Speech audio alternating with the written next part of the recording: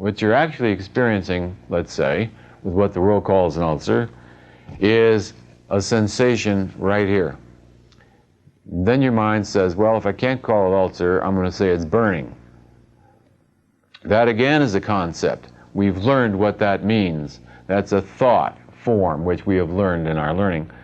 Actually, you're not experiencing a burning. You're going inside now to an experiencing of the experience which has no words.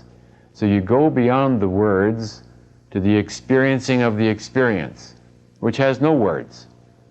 When the animal experiences it, it has no words about that.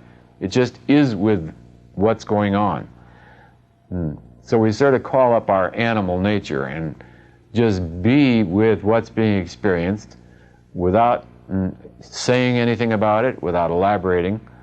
Why? Because these thoughts all bring in programs, complicated programs and belief systems. And we then become at the effect of these thoughts. If I say to myself that I have an ulcer, then I've got a whole bunch of programs that go with ulcer, and because of the nature of mind, I begin to experience all of that because of the power of mind.